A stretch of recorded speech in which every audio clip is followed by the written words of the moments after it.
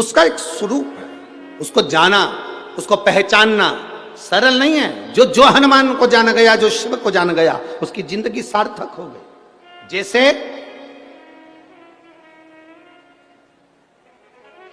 आप एक बेलपत्र, जैसे आप एक बेलपत्र कि ये दो जो पत्तियां होती हैं, जरा ध्यान देंगे, ये दो जो पत्ती नीचे की रहती है बेलपत्र, आगे का भाग एक बेलपत्र और नीचे की जो ये दो पत्तियां होती हैं, इन दो पत्तियों के ऊपर एक एक शमी पत्र। ये दो जो पत्तियां हैं, इन पत्तियों के ऊपर एक एक शमी पत्र और लाल चंदन ये रखकर, कितना भी रोगीला व्यक्ति हो, रोग से ग्रसित व्यक्ति हो, जिंदगी में कितना ही दुख पड़ रहा हो, बेलपत्र की ये दोनों पत्ती जिसके ऊपर शमी पत्र रखकर, लाल चंदन रखकर, श्री हनुमान जी महाराज और हनुमान जी महाराज के तीसरे नंबर के भाई श्री गतिमान जी। हनुमान जी कितने भाई हैं? 6।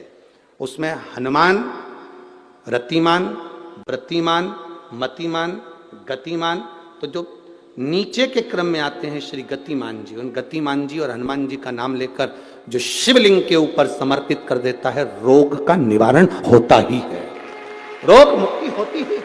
और हमारा शास्त्र कहता है कि शंकर भगवान की परिक्रमा नहीं करी जाती, क्योंकि शिव जी ने वो गणेश जी को वर दे दिया था, तो पार्वती जी ने उनसे मांग लिया था कि आपने गणेश जी को बिना सोचे समझे वर दे दिया। प्रथम गिनती का मेरा सदानंद कार्तिक के मोर पर बैठकर परिक्रमा कर आया था, गणेश जी ने बुद्धि से परिक्रमा करी है और मेरे कार्तिक ने शरीर से परिक्रमा करी है। आपने गणेश जी को वर दिया है, मैं आपसे वचन लेती हूँ आज के बाद आपकी कोई परिक्रमा नहीं करेगा। दिन होना चाहिए मंगलवार, एक धतूरा, उस धतूरे को फोड़कर उसके अंदर का फल निकालकर उस फल को शिवलिंग पर चढ़ाकर एक लोटा जल शंकर भगवान को समर्पित कर। दिन होना चाहिए मंगलवार। कौन सा दिन होना चाहिए? जम के बोलो जरा, मंगलवार का समर्पित करो।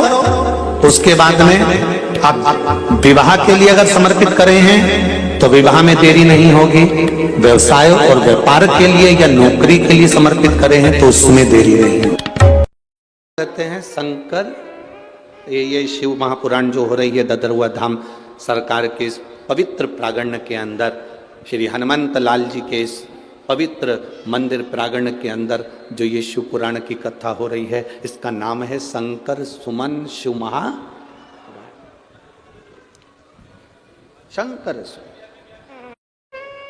सुमन की मतलब क्या होता है? लोग उसे पुष्प भी कहते हैं,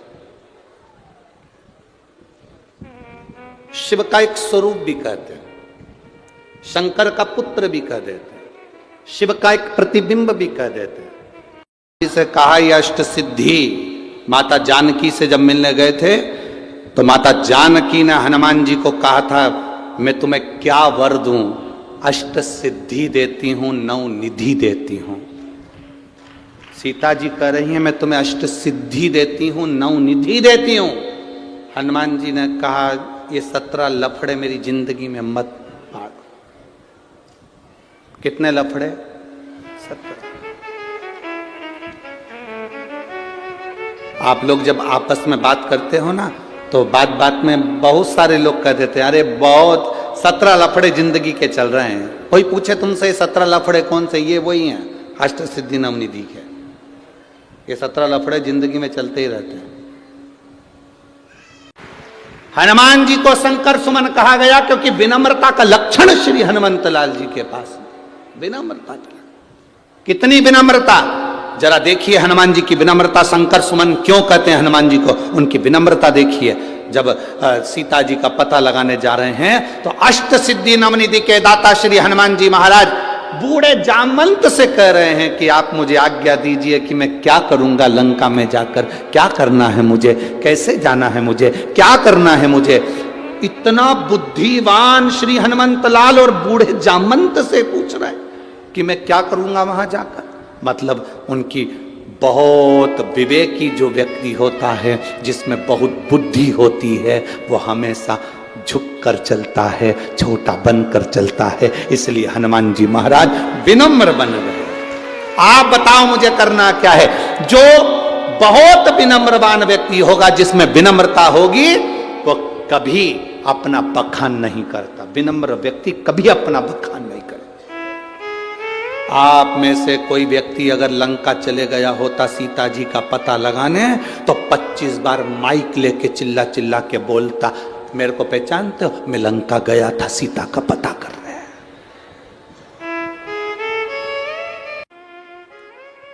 राम जी ने पूछा, हनुमान पता तूने लगाया?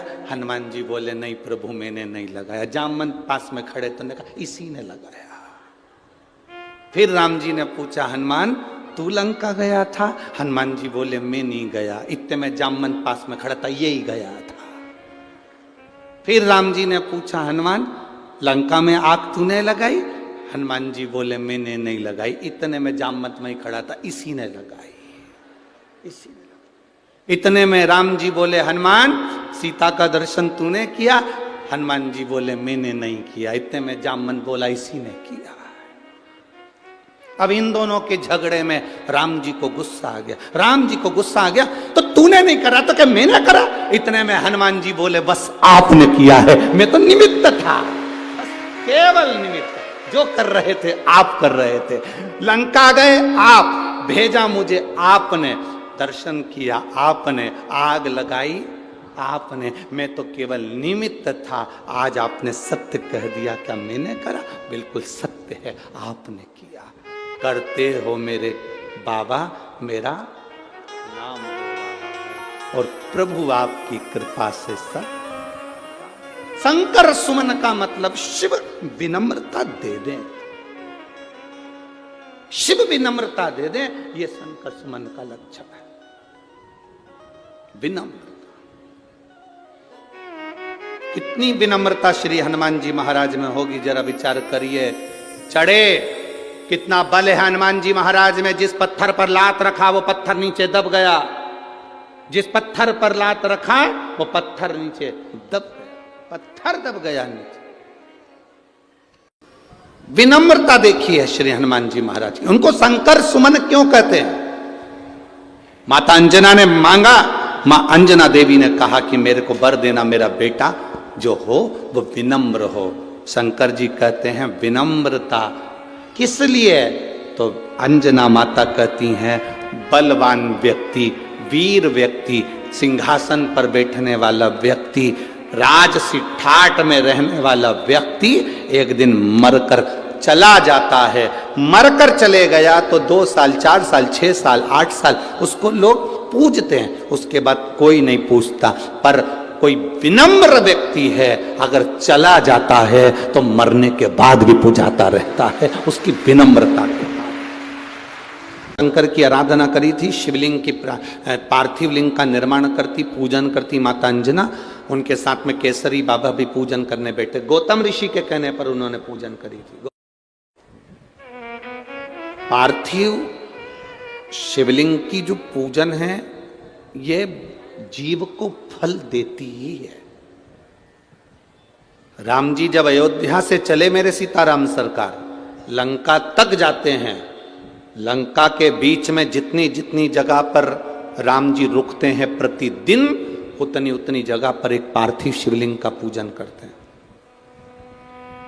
हम आपसे प्रार्थना करेंगे कभी जिंदगी में मौका मिले, आप वृंदावन की यात्रा करने जाते हैं, आप गोवर्धन परिक्रमा करने जाते हैं, आप पंढरपुर जाते हैं, आप द्वारका जाते हैं, आप जगन्नाथ जाते हैं, एक बार राम पथ गमन पर भी जाकर देखिए, जाकर देखिए। भारत सरकार द्वारा राम पथ गमन बनाया गया है। अयोध्या से लंका तक के बीच में रामेश्वर तक ये राम पथ गमन बना है। कुछ मध्य प्रदेश में, कुछ छत्तीसगढ़ में ऐसा होता हुआ, कुछ महाराष्ट्र में फिर होता हुआ ऐसा राम पथ गमन गया।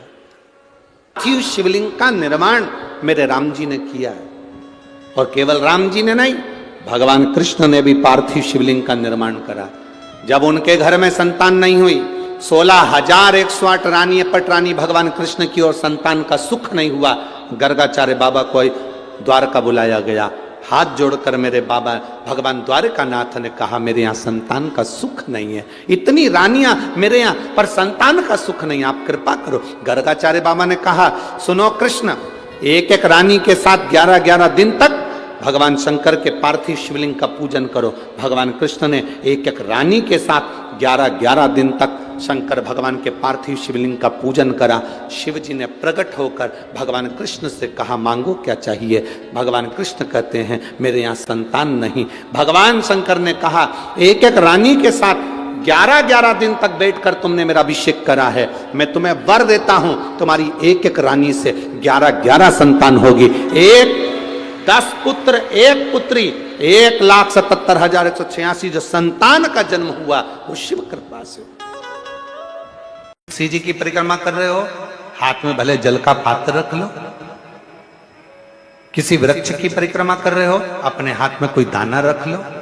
कोई परिक्रमा कर रहे हो, अपने हाथ में कोई अगरबत्ती, कोई धूप बत्ती, कोई मालिका रख लीजिए, कोई दीप रख लीजिए, कोई सामग्री रख लीजिए। कोई परिक्रमा खाली हाथ कभी नहीं करना चाहिए। शिव महापुराण की कथा में माता पार्वती जी से शंकर भगवान नंदन वन काशी में कह रहे हैं, पार्वती, मृत्यु लोक में 2 कारण से मनुष्य का जन्म होता है।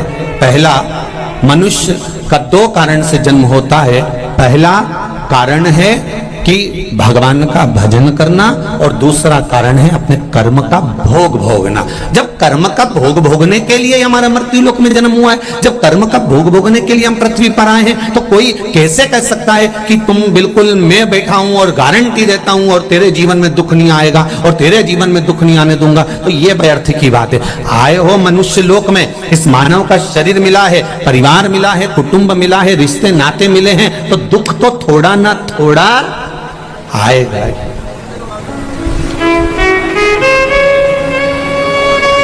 थोड़ा ना थोड़ा तो प्राप्त होगा, दुख थोड़ा ना थोड़ा तो मिलेगा, ये निश्चित है।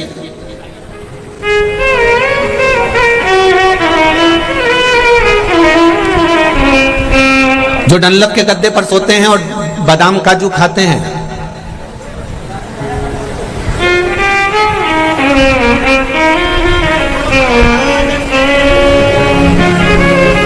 जिंदगी भर ब्रांडेड कपड़े पहनने वाले भी आखिरी में कफन बिना ब्रांड का जाता है।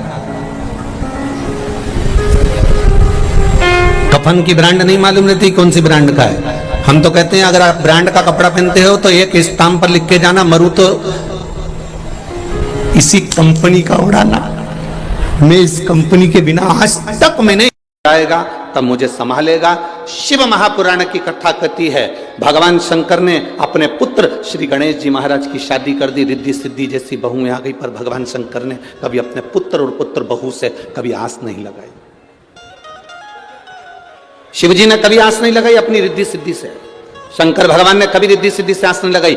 ऐसा कोई फोटो तुम्हें अगर कहीं से मिल जाए तो हमको भी भेज देना, जिस फोटो में रिद्धि सिद्धि शंकर भगवान को रोटी खिला रही हो, भोजन करा रही हो, शंकर भगवान को पकवान बनाकर खिला रही हो। अब ये तो बहू है ना, तो इनका तो फोटो होना था, पर आज तक एक पुराण में, किसी शास्त्र में, किसी वेद में कहीं वर्णन नहीं आया कि रिद्धि सिद्धि ने भोजन बनाया और शंकर जी को भोग लगाया।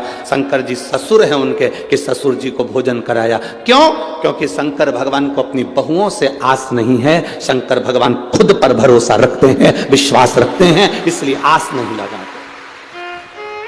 मेरी बहू आएगी मुझे रोटी देगी, मेरी बहू आएगी घर संभालेगी, मेरा बेटा दुकान संभालेगा, मेरा बेटा ये करेगा। हम क्यों आस लगा कर बैठे हैं? आप खुद के अंदर वो बल उत्पन्न करो, भगवान से प्रार्थना करना कि भगवान ऐसी कृपा करना कि मुझे पलंग पर कभी मत पटकना, मैं चलती फिरती अपना काम करती रहूं, तेरा भजन करती रहूं, तेरे दरवाजे पर आकर एक लोटा जल चढ़ाती रहूं और अंत में तेरे धाम चली जाऊं।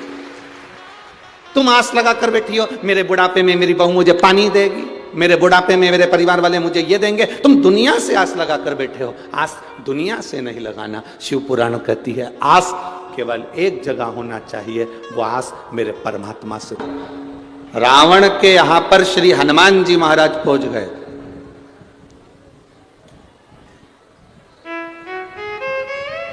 और रावण को हनुमान जी ज्ञान दे रहे थे, सुन रावण, सब छोड़ दे, प्रभु राम की शरण ले। रावण कहने लगा, बंदर होकर मुझे ज्ञान देता, मुझे जानता नहीं है तू, तेरी मृत्यु तेरे पास में खड़ी है। रावण हनुमान जी से कह रहा है, तेरी मृत्यु तेरे पास में खड़ी है। रावण वो बलवान था जिसने मृत्यु को भी कैद में रख रखा था, अपने बंधन में रख रखा था। वो कहे तो अब भी मारे। रावण कह रहा है, तेरे पास में तेरी मृत्यु खड़ी है, तुझे भय नहीं लग रहा? हनुमान जी ने मुंडी घुमा कर देखा तो पास में यमराज खड़ा था, मृत्यु खड़ी हुई थी। तो हनुमान जी से रावण कह रहा, तुझे भय नहीं लगता? हनुमान जी कहते हैं, मुझे भय नहीं लगता, तेरे पास में मौत खड़ी है। हनुमान जी बोले, भले पास में खड़ी है पर देख तुझे ही रही है, मेरे को नहीं देख रही है, खड़ी है पास में पर देख तुझे रही है। तू जानता नहीं है ये मृत्यु तेरे को अब भी निपटा दे। हनुमान जी ने कहा, रावण फालतू की बात मत कर, मेरे पास में मृत्यु खड़ी है, मेरी पड़ोसन है और मेरे पास खड़े होकर मृत्यु कह रही है, कब निपटाना है इसको? ये सामने जो सिंहासन पर बैठा है रावण, इसको निपटाना कब है? अभी निपटाऊं कि बाद में?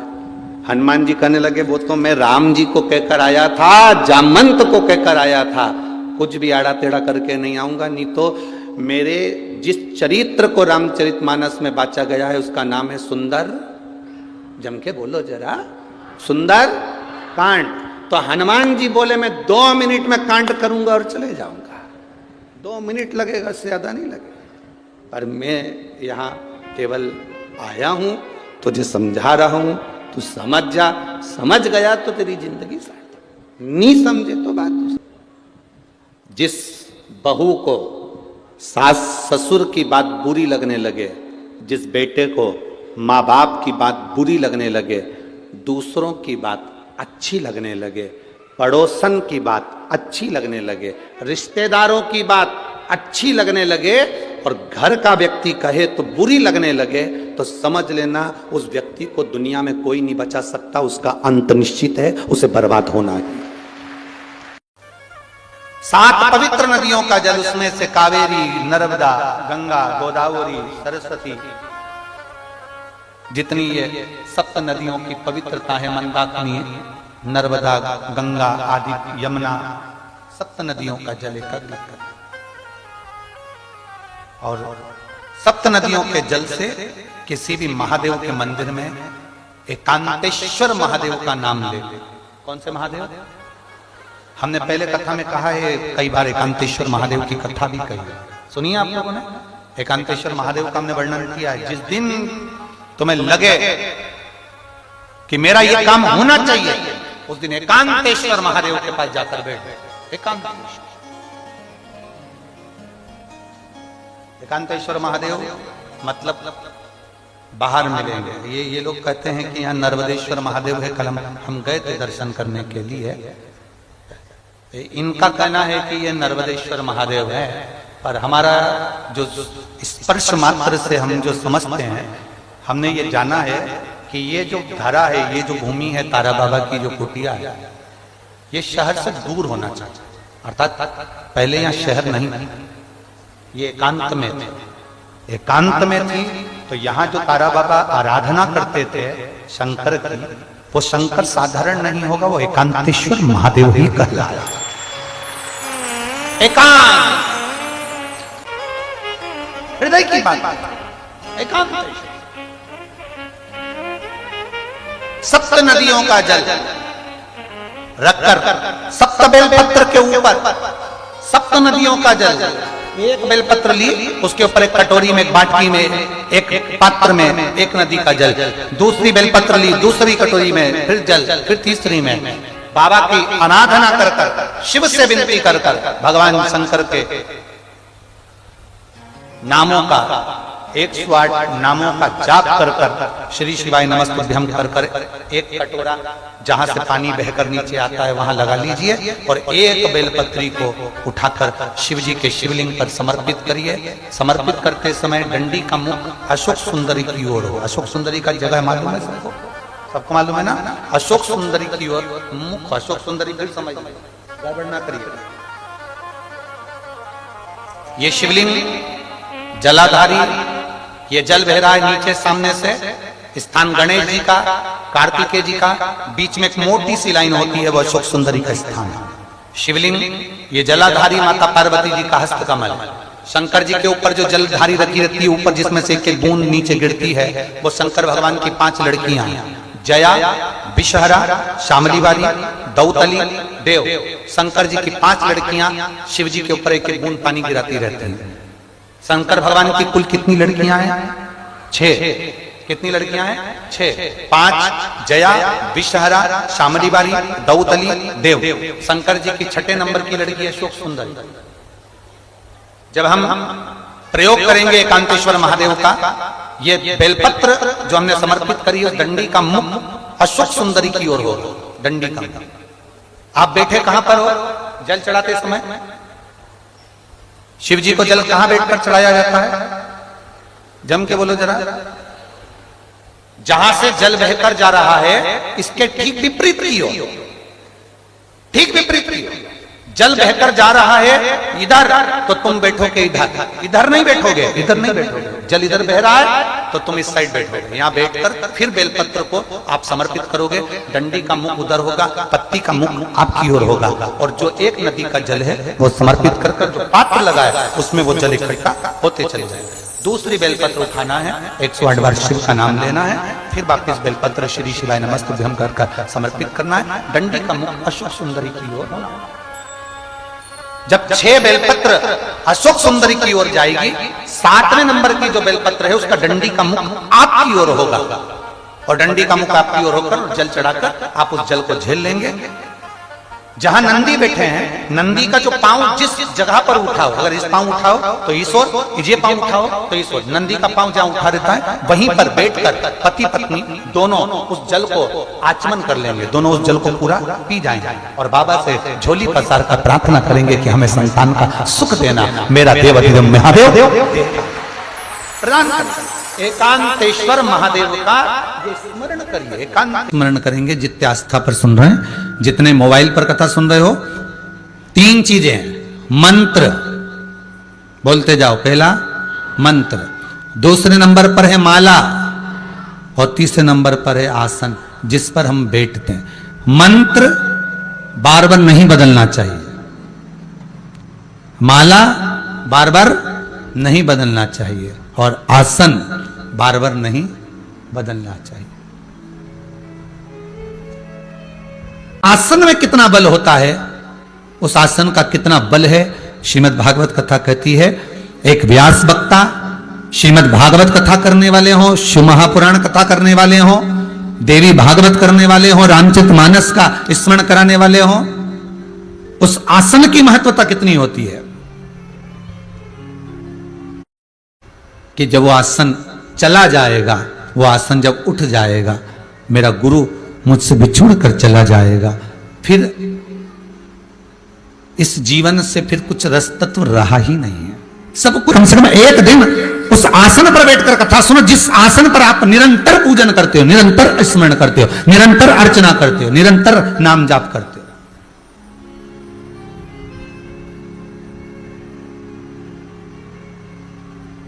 कम से कम एक दिन उस आसन का फल आपको मिलना चाहिए। माला होती है ना अपने जपने वाली, हाथ में अपन जो जपते हैं, वो माला को भी ज्यादा नहीं बदलना। वो माला जपते रहो, कहीं से अगर टूट गई, खंडित हो गई तो माला का धागा बदल लो, पर मन के मत बदलो। उस मन के को नहीं बदलना है आपको, धागा वाले बदल लो, पर मन का नहीं बदलना चाहिए। क्योंकि एक एक मनके में तुम्हारा मन जुड़ा हुआ है, भगवान की भक्ति जुड़ी हुई है, भगवान का स्मरण जुड़ा हुआ है। अब भले लोगों का फैशन हो गया, पर यहां फैशन की बात को छोड़ दो। अब लोगों का फैशन हो गया कि मंगलसूत्र भी लोग नई नई डिजाइन कर हर 15 दिन में 20 दिन में बदल लेते। पर किसी सौभाग्यवती नारी से, बुजुर्ग माता से, किसी बुजुर्ग माता से, किसी सौभाग्यवती नारी से पूछना, गले का मंगलसूत्र, हाथ का चूड़ा और पांव का बिछुड़ा। बुजुर्ग से बुजुर्ग माताएं भी ना जाने कितने साल तक नहीं बदलती थी, कितने वर्ष। अब आज के जमाने में तो लाल साड़ी पहना तो लाल पहन लो, हरी पहना तो हरी पहन लो, पीली पहना तो पीली पहन लो। अब जब मर्जी पड़े, जब हाथ का चूड़ा उतार दिया, जब मर्जी पड़ी पांव की बिछुड़ी उतार दी। हमारे यहाँ बुजुर्ग से बुजुर्ग माताओं से अगर आप पूछोगे तो बुजुर्ग से बुजुर्ग माताएं जब ग्रामीण क्षेत्र में, आप लोग कभी देखेंगे, अब तो शहरी क्षेत्र में आप लोग पल रहे हैं, बड़े हो रहे हैं, ग्रामीण क्षेत्र में आपके जो बुजुर्ग रहे होंगे, चाहे राजस्थान में, जहां उत्तर प्रदेश आदि जगहों पर, मारवाड़ में, मालवा में, उनके पांव में पायल की जगह एक मोटी सी कड़ली डलती थी।